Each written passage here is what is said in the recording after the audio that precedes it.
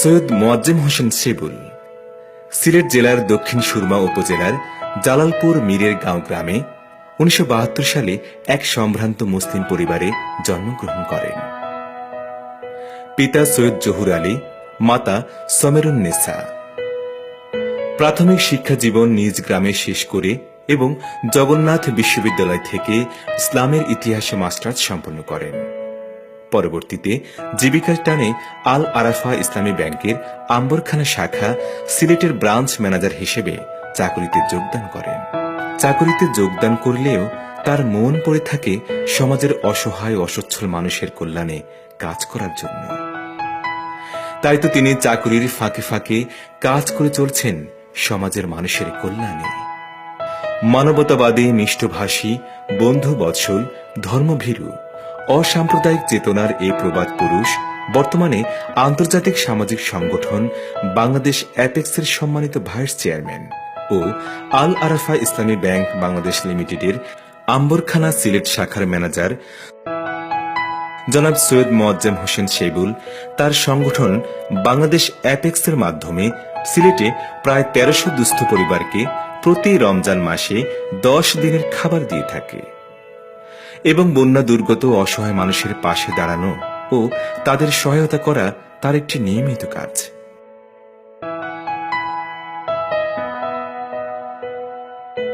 আমার বাবা কিন্তু সবসময় পড়াশোনার প্রতি সবসময় বলতেন পড়াশোনা করতে হবে, পড়াশোনা করে যে গাড়ি ঘোড়া চড়ে আসে। তো ওনার থিওরি ছিল যে তুমি পড়ালেখা যদি করো তাহলে পড়ালেখা করে তুমি সামনে এগিয়ে যেতে পারবে। তো আমি ওনার সূত্র ধরেই আমি পড়ালেখাতে সবসময় মনোযোগী ছিলাম এবং আমরা যতই দুষ্টামি করি সবসময় কিন্তু পড়ালেখাতেই আমরা থাকতাম। আমার বাবা আমাকে বলতেন যে তুমি যাই করো না কেন পড়ালেখা করতে হবে, খেলাধুলা করো, কিন্তু সন্ধ্যার মধ্যেই বাসায় আসতে হবে। তা আমরা স্কুলে আসার পরে আমরা খেলাধুলাতে চলে যেতাম। ওই জায়গা থেকে আমরা কিন্তু ঠিকই বাবার শাসন মেনেই আমি সন্ধ্যার মধ্যে বাসায় আসতাম। সেই হিসাবে আমি এতটুকু এগিয়ে যেতে পারছি। আমি বিভিন্ন সমাজসেবামূলক কাজ করে যাচ্ছি। অনুভূতিটা আমার আসলে বিভিন্ন জায়গায় বিভিন্ন ডিফারেন্ট। আমরা যে বিভিন্ন জায়গায় গিয়ে দেখেছি যে অসহায় মানুষরা যে কিভাবে কষ্ট করতেছে। ওই জায়গায় এমন ঘটনা ঘটেছে যে আমি একজন অসতিপর বৃদ্ধকে আমরা কাপড় যখন দিয়েছি, উনার আসলে কাপড় নাই, উনি আমাকে বুকে জড়িয়ে ধরেছেন। আসলে ওই দিনে আমার কান্না চলে আসছে যে আমরা সমাজের সবাই আমরা ভালো অবস্থায় আছি, কিন্তু আমাদের এক শ্রেণীর মানুষ আমরা অসহায় অবস্থায় আছি। আমি চাই আমার দৃষ্টিতে কে নিয়ে যদি আমি থাকতে পারি তখন আমি নিজেকে ধন্য মনে করি। সিলেট বেসে যেটা স্কলারশিপে 7 বছর ধরে আমি কাজ করে যাচ্ছি। 500 স্টুডেন্টকে আমরা অলরেডি স্কলারশিপ দিয়েছি এবং ইদানিং আমি স্কলারশিপে আরো একটা দায়িত্ব নিয়েছি যে শিক্ষাকে আমি যে নিরক্ষরমুক্ত শিক্ষা করে যাব এবং আমাদের এলাকাতে আর কোনো যেন অশিক্ষিত কোনো লোক না থাকে এবং সবাই যেন শিক্ষার প্রতি আগ্রহ হয়, সমাজ উন্নয়নের জন্য সবাই এগিয়ে আসে। সরকার আসলে শিক্ষাকে সবচেয়ে বেশি গুরুত্ব দিচ্ছে। শিক্ষা খাতে সবচেয়ে বেশি বরাদ্দ দিয়ে যাচ্ছে এবং শিক্ষা খাতে যখন বরাদ্দ দিয়ে যাচ্ছে তখন আমি শিক্ষাকে প্রাধান্য দিয়ে সরকারের বিভিন্ন সংস্থার সাথে কাজ করে যাচ্ছি এবং বিভিন্ন স্কুলের সহিত ইতিমধ্যে কাজ করে যাচ্ছি।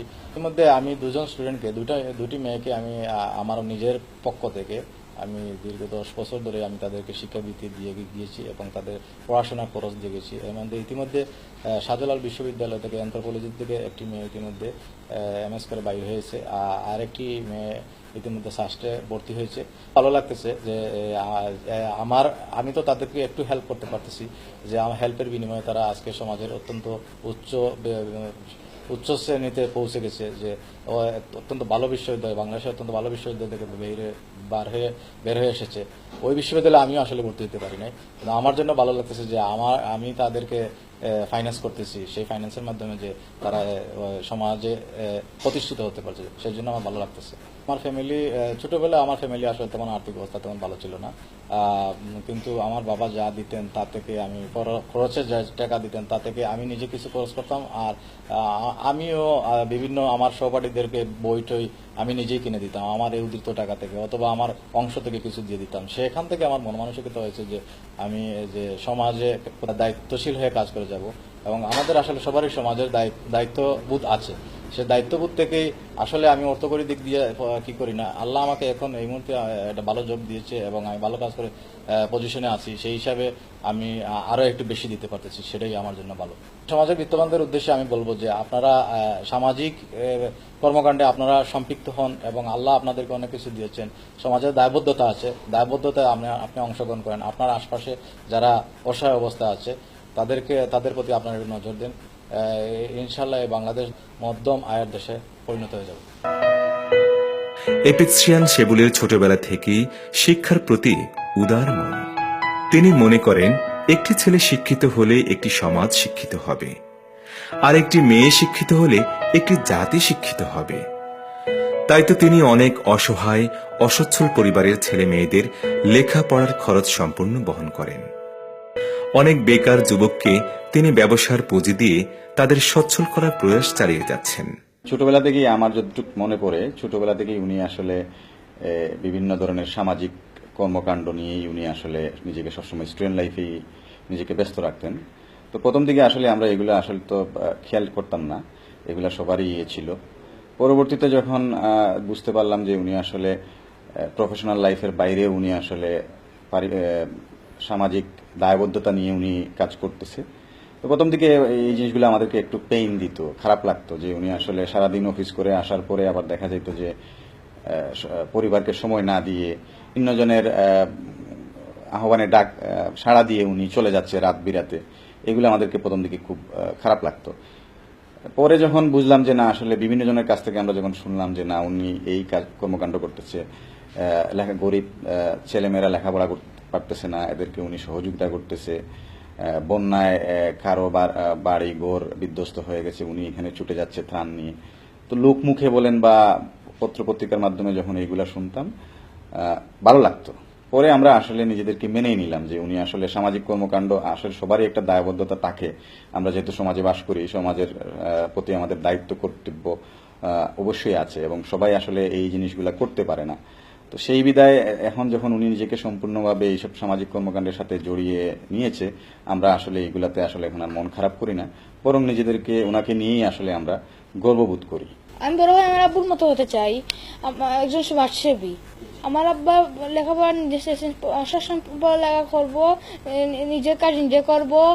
বাবা আর একটা কথা বলেছে, নিজেদের উপর সবসময় ভরসা রাখবো, অন্যের ওপর না।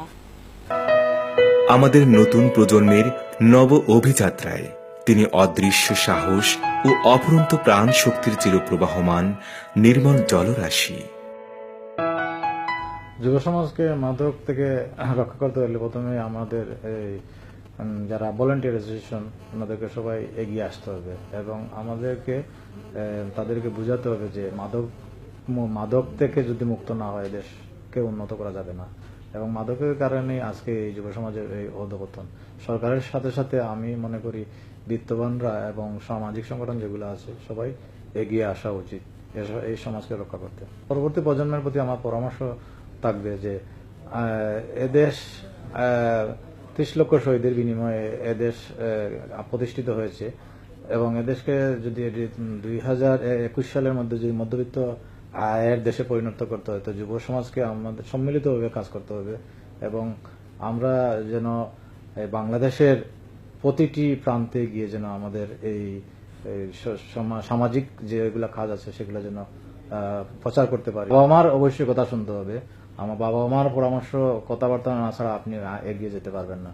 সবার উপরে বাবা মার দোয়ায় আপনি এগিয়ে যেতে হবে এবং অবশ্যই মুরব্বীদেরকে শ্রদ্ধা করতে হবে। শিক্ষার প্রতি যদি মনোযোগ দিই এবং সামাজিক উন্নয়নে যদি আমরা এগিয়ে যাই, ইনশাআল্লাহ আমাদের দেশ এগিয়ে যাবে। আমার জীবনের সফলতার প্রতি আমার প্রথম অনুপ্রেরণা আমার বাবা। এরপরে আমি সমাজের এই যে আর্থিক অবস্থা দেখে আমি নিজেই মন থেকে আমার এমনি ইচ্ছা হয়েছে যে এগুলো আমার কাজ করার জন্য। সে থেকেই আমি অনুপ্রেরণা পেয়ে আসছি এবং মানুষের কষ্ট দেখে এমনি আগ থেকেই আমার একটা দুর্বলতা ছিল। সেই হিসাবে আমি মানুষের সামাজিক কর্মকাণ্ডে আমি জড়িত হয়ে গেছি। আমি নিজেকে ধন্য মনে করতেছি যে মানুষের অসহায় মানুষদের পাশে থাকতে পারতেছি এবং তাদেরকে আমরা হলেও কিছু করতে পারতেছি, সেটাই আমাদের সার্থকতা। ইতিমধ্যে আমরা দিরাইতে 201 ফ্যামিলি এবং হাকালুকিতে 200 ফ্যামিলিকে 10 দিনের খাবার আমরা ইতিমধ্যে দিয়েছি। এবং আগামীতে এই রমজানে প্রতিটি ক্লাবকে নির্দেশনা আছে যেন আমাদের আশেপাশে যারা অসহায় মানুষ আছে তাদের জন্য ইফতার সামগ্রী যেন পৌঁছে দেওয়া হয়। আমরা প্রত্যেক ফ্যামিলিকে 10 কেজি করে চাল, ডাল, তেল, লবণ, এরপরে লবণ, বুট, এইগুলাই আমরা আপাতত দিচ্ছি রমজান উপলক্ষে। আমাদের বাংলা মায়ের এই অমিত সম্ভাবনাময় সূর্য সন্তান আরো অনেককে প্রয়োজন।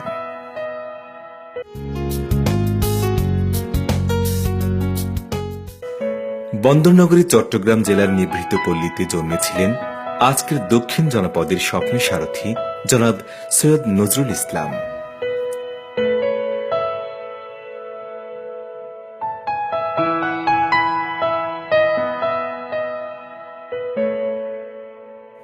জন্ম 1972 সালে কর্ণফুলী ও হালদার কোল ঘেঁষা মোহরা গ্রামের এক মধ্যবিত্ত মুসলিম পরিবারে। বাবা মরহুম আব্দুর রশিদ, মা মাবিয়া খানম। প্রাথমিক শিক্ষা জীবন নিজ গ্রামে সম্পন্ন করেন এবং ভারতের ব্যাঙ্গালোর থেকে উচ্চশিক্ষা নিয়ে দেশে আসেন। শৈশব কৈশোরের সীমাহীন দারিদ্র্য, যৌবনের ক্লান্তিহীন জীবন সংগ্রাম আর আকাশ ছোঁয়া স্বপ্ন জয়ের দুরন্ত বাসনা নিয়ে যিনি শত সহস্র গিরিপথ অতিক্রম করেছেন, তিনি চট্টগ্রাম তথা দক্ষিণবঙ্গের সূর্য সন্তান জনাব সৈয়দ নজরুল ইসলাম। জনাব সৈয়দ নজরুল ইসলাম বর্তমানে বাংলাদেশের খ্যাতনামা ব্যবসায়িক প্রতিষ্ঠান ওয়েল গ্রুপের সম্মানিত নির্বাহী পরিচালক ও সাবেক বিজিএমইএ এর পরিচালক। শৈশবে বড় হওয়ার সময় স্কুলে যখন পড়ালেখা করতাম, আমাদের গ্রামে আমার মা বাবা আমাদেরকে অনেক কষ্ট করে মানুষ করেছেন। সত্যি কথা, আমার মা বাবা হয়তো পড়ালেখা তেমন করেন নাই, তখনকার তো জানেনি, তখন ক্লাস 4 পর্যন্ত আমার মা পড়েছেন। আমার বাবা মেট্রিক পরীক্ষা দিতে পারেননি। আমরা যদিও বা গ্রামের মানুষ, গ্রামেই থাকি, আমার মায়ের বাড়িও একই জায়গায়, বাপের বাড়িও একই জায়গায়। সে অনুযায়ী মায়ের দিক দিয়ে বাপের দিক দিয়ে অনেক সহপাঠী সহ আমাদের সাথে ছিল। প্রাইমারি স্কুলে পড়তাম। খুব ইচ্ছা হয় যখন সকালে ঘুম থেকে উঠে আমাদেরকে মুক্তবে যেতে হতো আরবি শিক্ষার জন্য। মুক্তব থেকে এসেই 2 ঘন্টা পর্যন্ত ওখানে পড়তাম, সকাল 6টা থেকে 8টা পর্যন্ত। 8টার পরে এসেই আবার বাড়ির কাজ, তখন তো হোমওয়ার্কটা ছিল ক্লাসের, হোমওয়ার্কটা করতাম। হোমওয়ার্কটা করে তাড়াতাড়ি আবার স্কুলে চলে যেতাম। স্কুল থেকে এসে দুপুরে এসে ভাতটা খেতাম বাসায়, কারণ স্কুলটা কাছে ছিল। ভাত খেয়ে আবার চলে যেতাম। এই যে আসার পর বিকালবেলা যে একটু খেলবো, আমার মা এটা সহজে দিতেন না। আমার মায়ের বিশ্বাস ছিল যদি ছেলে মেয়েরা যেহেতু ওনার ইচ্ছা ছিল ছেলে মেয়েরা বড় পড়ালেখা করে বড় হবে এবং ব্যবসায়ী হবে, কর্মসংস্থানের যোগান দিবে। আমার মায়ের স্বপ্ন, আমার বাবার স্বপ্ন এবং আমার বড় ভাই আব্দুল সালাম সাহেবের স্বপ্নে আজকে আমাদের বেড়ে ওঠা। যখন মেট্রিক পরীক্ষা দিলাম, স্বাভাবিক শহরে পড়ালেখা করতে হবে। আমার মায়ের স্বপ্ন ছিল আমার তার ছেলে মেয়েরা কোনো অবস্থাতে বেসরকারি কলেজে পড়তে দিবে না। সে অনুযায়ী আমি সিটি কলেজে ভর্তি হলাম। সিটি কলেজে ভর্তি হওয়ার পর ওইখানে যখন আসা যাওয়া হয়, তখন আমার মা আমাদেরকে কলেজে যাওয়ার পর আমার মা আমাদেরকে অনেক ফ্রিডম দিছে, অনেক স্বাধীনতা দিছে। রাজনীতি করতাম, রাজনীতিতে কোনোদিন বাধা দিতেন না, কারণ বঙ্গবন্ধুর আদর্শের রাজনীতি আমরা করে যেতাম ছোটকাল থেকে। আমি 86-এ যখন আমি ক্লাস 7-8-এ পড়ি, তখন থেকে আমি এই ছাত্রলীগের সাথে সম্পৃক্ত হয়ে গেছি। 86-এর নির্বাচনের সময় আমি অগ্রণী ভূমিকা পালন করেছি সেই ছোটকাল থেকেই। তখন মিছিল, মিটিং, পোস্টার লাগাতাম গ্রাম দিয়ে বিভিন্ন জায়গায়। আমার রাজনীতিতে অনুপ্রেরণা হচ্ছে অবশ্যই আমার পরিবার, কারণ আমার পরিবার যদি আমাদেরকে বাধা দিত তাহলে আমরা কিন্তু রাজনীতিতে এতটুকু আসতে পারতাম না। আমি যেমন 75-এর 70-এর পরবর্তী প্রজন্ম, মুক্তিযুদ্ধের পরবর্তী প্রজন্ম, আমরা 75-এর পর্যন্ত বঙ্গবন্ধুকে দেখি নাই। বঙ্গবন্ধুর কথা শুনেছি পরিবারে, বঙ্গবন্ধুর আদর্শ সম্পর্কে তেমন কিছু জানতাম না। এটা বাসায় ভাইদের মধ্যে মার বাবার মধ্যে এগুলি শুনতে শুনতে বঙ্গবন্ধুর প্রতি একটা সফট কর্নার, ওনার আদর্শের প্রতি একটা আমাদের যেই মানে ঝোঁক এসে গেছে, সেই অনুপ্রেরণা, পরিবারের সকলের অনুপ্রেরণায় কিন্তু এই আওয়ামী লীগ রাজনীতির সাথে আমরা জড়িয়ে পড়েছি। আমরা সেই অনুযায়ী আজ পর্যন্ত অদ্যাবধি আমরা আমাদের পরিবারের সকল ভাই বোন আমরা বঙ্গবন্ধুর আদর্শের সৈনিক হিসাবে থাকি এবং আমরা সমাজের যে সমস্ত কাজকর্মগুলি করি, সামাজিকতা, মানুষকে সাহায্য করা, মানুষের উপকার করা, সেটাও আমরা বঙ্গবন্ধুর আদর্শের উপর, মুক্তিযুদ্ধের আদর্শের উপর ভিত্তি করে করি। আমার আব্বা একটা কথা বলতেন, আমার আব্বা, মুক্তিযোদ্ধা যারা যুদ্ধে গেছেন তারা কিন্তু কখনো কল্পনা করতে পারেন না বাংলাদেশ স্বাধীন হবে এবং সে বাংলাদেশ স্বাধীন হয়ে তারা যে আবার এই দেশটাকে ভোগ করবেন সে আশা নিয়ে কিন্তু তারা করেন না। তারা শুধু ত্যাগের অনুযায়ী করেছেন। সেই ত্যাগটা পারিবারিক, ত্যাগটা সামাজিক, ত্যাগটা তাদের নিজের। সেই ত্যাগের আদর্শটাকে আমার আব্বা, আমার আম্মা আমাদেরকে ওইভাবে করে তৈরি করবে। সেই জন্য আমরা যখন বঙ্গবন্ধুর আদর্শের কথা বলি, মুক্তিযুদ্ধের আদর্শের কথা বলি, তখন আমরা এটাকে ত্যাগের আদর্শকে ধরে নিই। সেই জন্য আমরা সবসময় নিজেরাও সুবিধা বঞ্চিত মানুষ ছিলাম। নিজেদের পরিশ্রমের মাধ্যমে আমরা আজকে সমাজে এ পর্যায়ে এসেছি। আমরা কিন্তু তেমন একটা বড় লোকের সন্তান ছিলাম না। আমার আব্বা আমাদের হয়তো কিছু চাষবাস ছিলেন, আমার আব্বা ছোটখাটো ব্যবসা করতেন। আমরা এখন সেই মানে কঠোর পরিশ্রমটাকে আমাদের হাতিয়ার হিসাবে মনে করি এবং আমরা সবসময় চিন্তা করি আমরা আমাদের মা বাবার মায়ের স্বপ্নটা বাস্তবায়ন করব, সেই সাথে আমার বড় ভাইয়ের যে স্বপ্নটা তা আছে সেটা বাস্তবায়ন করব।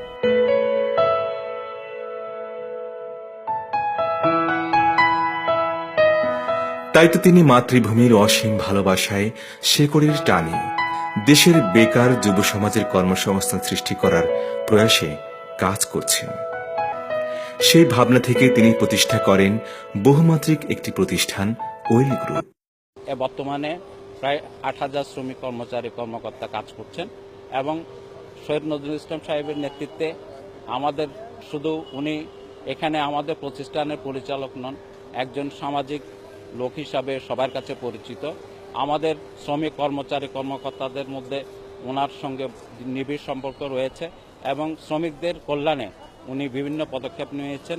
উনি আমাদের শ্রমিকদের কর্মচারীদের আর্থিক সুবিধা প্রদান করে থাকেন, তাদের বিবাহ এবং শ্রমিক কর্মচারীদের ছেলে মেয়ের লেখাপড়া এবং আর্থিক সাহায্য উনি প্রদান করে থাকেন এবং বিভিন্ন কর্মচারীদের বিভিন্ন সময় অসুস্থতার কারণে যদি কোনো হাসপাতাল এবং অস্ত্রোপচার বা বিভিন্ন রকমের চিকিৎসা দিতে হয়, শহীদ নজরুল ইসলাম সাহেব উনি উদার হস্তে উনি সবাইকে সহযোগিতা করেন।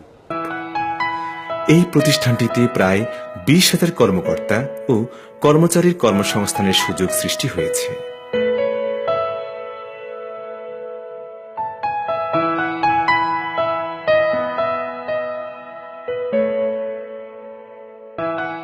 জনাব সৈয়দ নজরুল ইসলাম তাদের মা বাবার নামে পারিবারিক একটি সংগঠন থেকে প্রতি বছর প্রায় ১০০ জন শিক্ষার্থীকে শিক্ষাবৃত্তি দিয়ে থাকেন।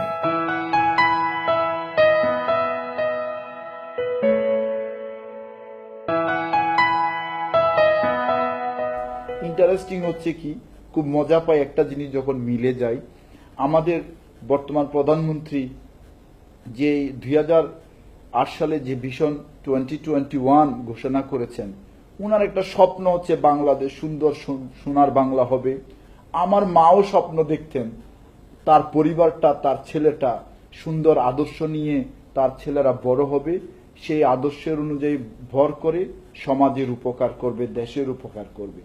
সেই জন্য আমিও প্রায় সময় আমার রাজনৈতিক সহযোদ্ধাদের বলি, আমরা যদি মা বাবার কথাটা চিন্তা করি তাহলে শেখ হাসিনার স্বপ্ন বাস্তবায়িত হবে। ব্যবসা করি, বড় ভাইয়ের স্বপ্ন, আমরা যেমন আমরা ৬ ভাই, এক একজন এক একটা সাইড ব্যবসাটা করি। আমার বড় ভাই, আমি যখন পড়ালেখা শেষ করে চলে আসছিলাম তখন বড় ভাইকে জিজ্ঞেস করলাম, ভাই আমি তো পড়ালেখা শেষ হয়ে যাচ্ছে, আমি কি কোনো বাইরে ট্রাই করব কিনা। আমি অস্ট্রেলিয়াতে যাওয়ার জন্য মোটামুটি একটা মানসিকভাবে প্রস্তুতি নিয়েছিলাম। আমার অনেক মানে ক্লাসমেটরা, আমার রুমমেটরা ব্যাঙ্গালোর থেকে অস্ট্রেলিয়া চলে গেছেন। আমি বড় ভাইকে বললাম আমি অস্ট্রেলিয়া চলে যেতে চাই। আমার বড় ভাই বললেন যে না, তুমি অস্ট্রেলিয়া যাবা না, তুমি বাংলাদেশেই থাকবা। কারণ উনার একটা স্বপ্ন, উনি একটা ছোট গার্মেন্টস দিবেন, এই গার্মেন্টস আস্তে আস্তে বড় হবে। উনি আমাকে বললেন দেখো, টাকা আয় রোজগার করার মতন অনেক সুযোগ হয়তো আমরা পাবো, কিন্তু দেশের উপকার করার জন্য, এলাকার মানুষকে চাকরি দেওয়ার সুযোগ করে দেওয়ার জন্য উনার দৃষ্টিতে গার্মেন্টস ছাড়া আর কোনো বিজনেস উনি দেখেন নাই। তখন সে 2001 সালের কথা বলছি, আমি যখন আসলাম। তো আমি বললাম যে আমি তো গার্মেন্টস তো অনেক বিশাল এক ব্যাপার, এটা তো পারবো না। বলে যে না, তুমি আস্তে আস্তে শুরু করো, আমার বিশ্বাস তুমি পারবা। সেই তার স্বপ্ন অনুযায়ী কিন্তু আমি গার্মেন্টস ইন্ডাস্ট্রি ছোট করে শুরু করেছি। উনার অনুপ্রেরণায়, উনার স্বপ্ন বাস্তবায়নের জন্য আমি এই গার্মেন্টস ইন্ডাস্ট্রিতে আমাদের পরিবারে এতটুকু নিয়ে এসেছি। বাকি আল্লাহর হাতে, আল্লাহ পাক দয়া করেছেন, আল্লাহর কাছে শুকরিয়া। এবং এ পর্যন্ত আলহামদুলিল্লাহ ভালোই চলছে। আগামী প্রজন্মকে উদ্বুদ্ধ করার জন্য, জাতির জন্য বঙ্গবন্ধুর কন্যার স্বপ্ন বাস্তবায়নের জন্য আমি এখন এই ব্যবসার ফাঁকে ফাঁকে আমার সহপাঠী, সহযোদ্ধাদের এবং নতুন প্রজন্মদেরকে ছাত্রলীগ, যুবলীগ, স্বেচ্ছাসেবক লীগের মাধ্যমে জাতির জন্য বঙ্গবন্ধুর কন্যার হাতকে শক্তিশালী করা, বাংলাদেশকে যে উন্নয়নের অগ্রযাত্রা পরিচালিত করছেন সেটা যাতে আরো এগিয়ে নিতে পারে, সেজন্যই আমি আসলে ব্যবসার ফাঁকে ফাঁকে রাজনীতিতে সময় দিচ্ছি। তার মতো সাদা মনের মানুষের পথ চলা সুদৃঢ় হোক, এই আমাদের প্রত্যাশা।